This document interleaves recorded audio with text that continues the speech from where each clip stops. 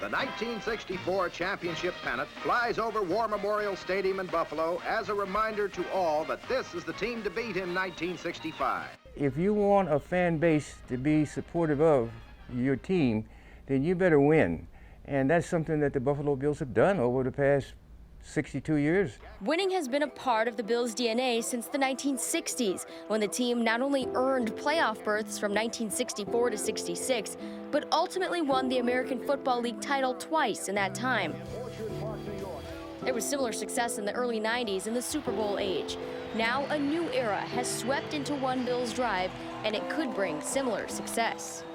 It's a very prominent era in Bills history that will rival those, those Bills teams of the 90s and certainly the Bills of the 60s. You got to be a certain age to remember that stuff. And now more so than ever, this is the zenith of the franchise for a couple of generations of fans. With the 60s, with the 90s, and with the 2000s is that I think these guys, they understand what it's about winning. Most guys come from winning teams anyway, and they want to keep on winning. And I think that's one of the things that we have here in Buffalo. Even with the years that I was there with Marv Levy and Bill Polian and Ralph Wilson, and the amount of love and respect I have for all those guys, this building has improved to this point. They have really gone a step above of where it's been. The Bills of the 60s and 90s are often revered as dynasties in Western New York, and now the Bills of the 20s are rising to that level with their 4th AFC East Division title in a row and their 6th playoff appearance in 7 seasons. But what connects these teams spread decades apart? Bills Mafia. You go to win. You don't go just to say I'm playing the game.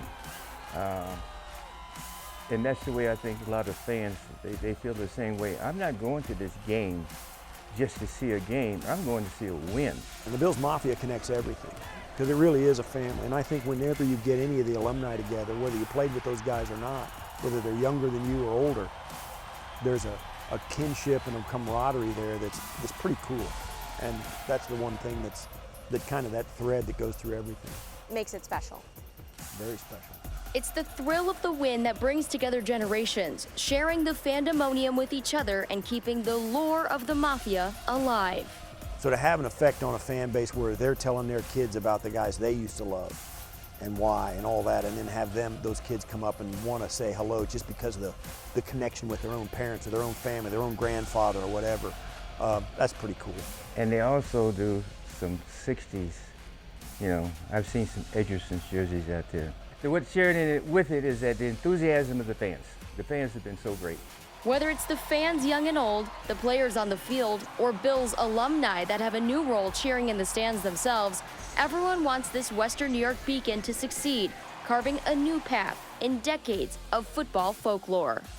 It's part of, your story, and you want that part of your story to continue to be successful and to know that you had a part of it. They're all on board with having this team be successful, the franchise, because of what it means to the city and what it meant to them while they were here, and some of them that still are here.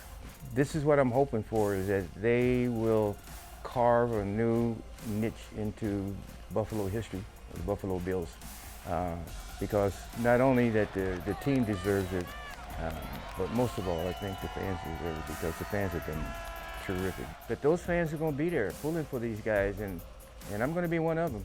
Where else would you rather be than Orchard Park? Tara Lynch, News 4.